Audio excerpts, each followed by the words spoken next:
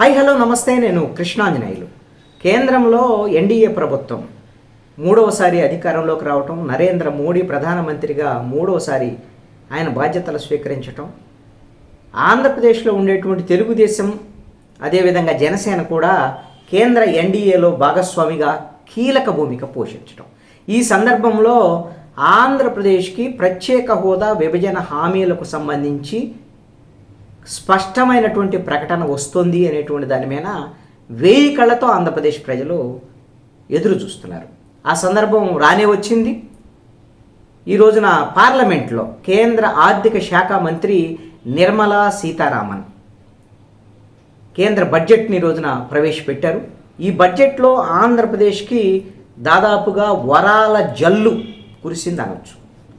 ఏమొచ్చినాయి అంత పెద్ద వరాల జల్లు అనేటువంటి దాని మీద ఎవరైనా అభ్యంతరం ఉంటే ఉండొచ్చేమో, కానీ 10 ఏళ్ల నుంచి ఆంధ్రప్రదేశ్ విభజన చట్టంలో ఉన్నటువంటి స్పష్టమైనటువంటి హామీలు, వీటికి సంబంధించినటువంటి విషయంలో ఎంతో నష్టం జరిగినటువంటి పరిస్థితి ఉంది ఆంధ్రప్రదేశ్కి.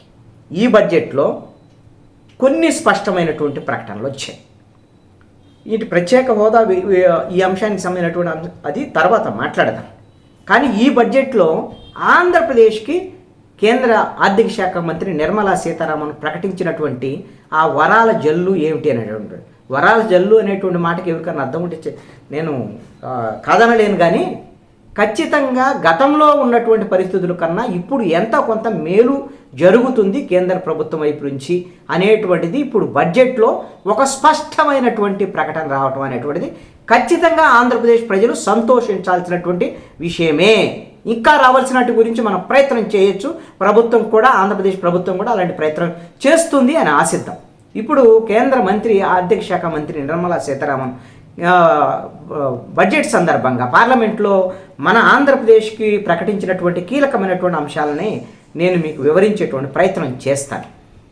ఆవిడ చాలా స్పష్టంగా చెప్పారు, ఆంధ్రప్రదేశ్ రీఆర్గనైజేషన్ యాక్ట్ దీన్ని మేము గౌరవిస్తాం, ఈ విభజన చట్టాన్ని గౌరవిస్తాం, విభజన చట్టంలో ఉండేటువంటి అన్నిటినీ అమలు చేయటానికి చిత్తశుద్ధితో మేము కృషి చేస్తామని ఒక స్పష్టమైనటువంటి ప్రకటన చేశారు.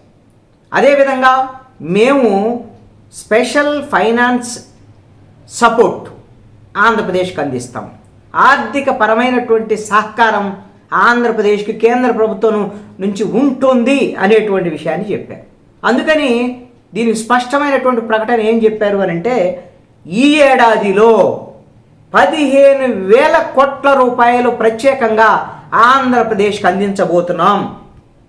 ఈ సంవత్సరమే, ఈ ఆర్థిక సంవత్సరంలో 15,000 కోట్ల రూపాయలు మేము అందించబోతున్నాము అనేటువంటి విషయాన్ని చెప్పారు.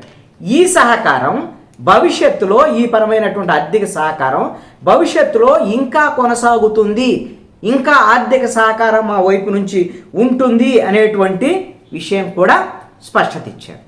రెండవ కీలకమైనటువంటి అంశం,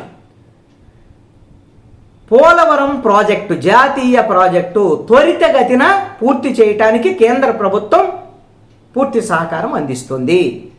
ఇది life line for AP Polavaram అనేటువంటి విషయాన్ని ఆవిడ స్పష్టంగా పార్లమెంటు సాక్షిగా ప్రకటించారు. ఇది ఆంధ్రప్రదేశ్కు ఒక జీవనాడ లాంటిది.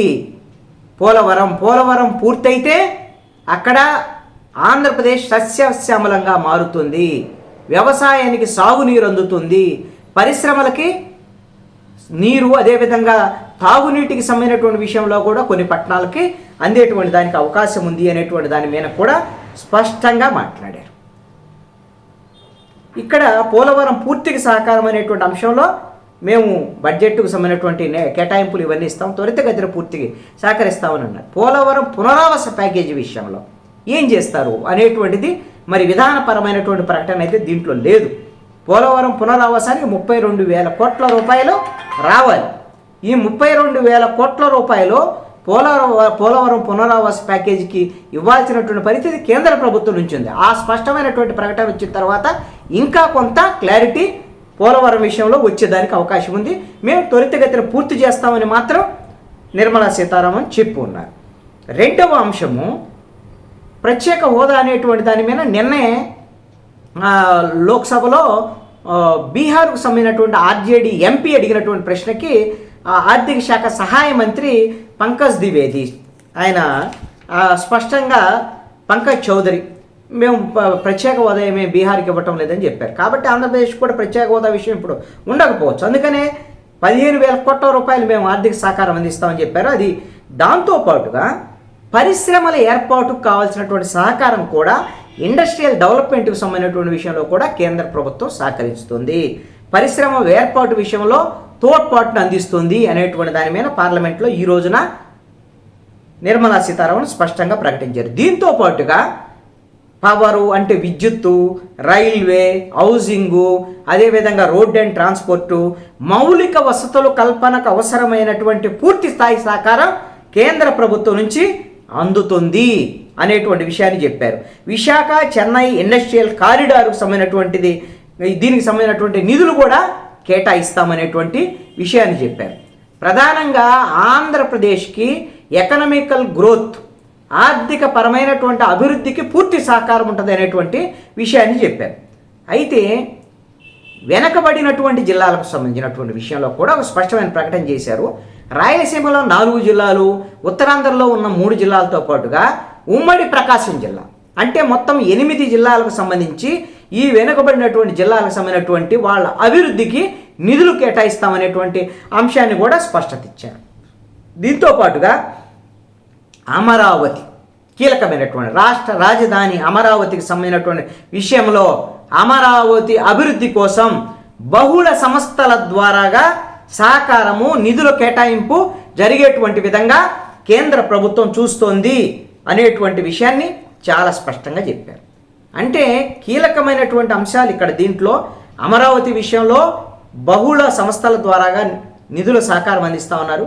కేంద్ర ప్రభుత్వం నుంచి కూడా రాజధాని నిర్మాణానికి నిధులు రావాలి. పరిపాలనాపరమైన భవనాల నిర్మాణానికి 48,000 కోట్ల రూపాయలు రావాలి. అది బహుళ సంస్థల ద్వారా అందించడంతో పాటుగా కేంద్ర ప్రభుత్వం నుంచి ఇంకా ఏ సహకారం రాబోతుంది అమరావతి నిర్మాణానికి అనేటువంటి దాని మీద ఖచ్చితంగా ఒక స్పష్టత కేంద్ర ప్రభుత్వం నుంచి రావచ్చు. ఇప్పుడు వచ్చినటువంటిది మాత్రం అమరావతి విషయంలో కట్టుబడి ఉన్నాం మేము అని కేంద్ర ప్రభుత్వం బహుళ సంస్థల ద్వారా నిధులు అందిస్తామనేటువంటి విషయాన్ని స్పష్టత ఇచ్చినటువంటి పరిస్థితి అయితే ఉంది. పోలవరం విషయంలో కూడా ఒక స్పష్టత ఇచ్చారు. 15,000 కోట్ల రూపాయలు ప్రత్యేకంగా నిధులు ఈ సంవత్సరం అందిస్తూ ఉన్నారు. పారిశ్రామిక రాయితీలకు సపోర్ట్ ఇస్తూ ఉన్నారు.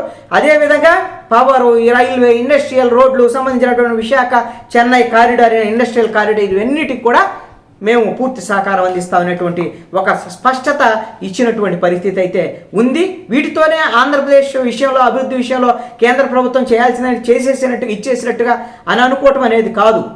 కానీ ఇప్పుడు ప్రారంభమైంది ఇనిషియేషన్ 10 ఏళ్ల తర్వాత. 10 ఏళ్లకు ముందు ఇప్పుడు వరకు మనము అస్సలు కనీసమైనటువంటిది రావాల్సినటువంటి కూడా రానటువంటి పరిస్థితుల్లో ఇబ్బందులు ఎదుర్కొంటున్నాం. ఇప్పుడు కేంద్రంలో తెలుగుదేశం, జనసేన ఎన్డీఏలో కీలక భూమిక పోషిస్తున్నటువంటి నేపథ్యంలో ఇప్పుడు అనివార్యమైనటువంటి పరిస్థితుల్లోనే కేంద్ర ప్రభుత్వం ఈ విధమైనటువంటి పూర్తి సహకారం అందిస్తామనేటువంటిది ఒక స్పష్టమైనటువంటి ప్రకటన కేంద్ర ప్రభుత్వం నుంచి వచ్చింది. కాబట్టి ఆంధ్రప్రదేశ్ అభివృద్ధికి మంచి రోజులు రానున్నాయి అనేటువంటిది ఎట్టి పరిస్థితుల్లో అనుకోవటంలో ఎటువంటి సందేహం లేనే లేదు. ఇంకా అభివృద్ధికి అవసరమైనటువంటి విభజన చట్టంలో ఉండేటువంటి అన్నింటినీ సాధించుకోవటం కోసం ప్రత్యేక హోదా కానివ్వండి, లేకపోతే ప్రత్యేక హోదా స్థానంలో పారిశ్రామిక ఇతర రాయితీలకు సంబంధించినటువంటి విషయంలో కూడా ఆంధ్రప్రదేశ్ ప్రభుత్వం కేంద్రం నుంచి పూర్తి సహాయ సహకారాలను తీసుకోగలుగుతుంది అనేటువంటి ఒక ధైర్యము, హోప్ అనేటువంటిది ఇప్పుడు వచ్చింది అని చెప్పొచ్చు.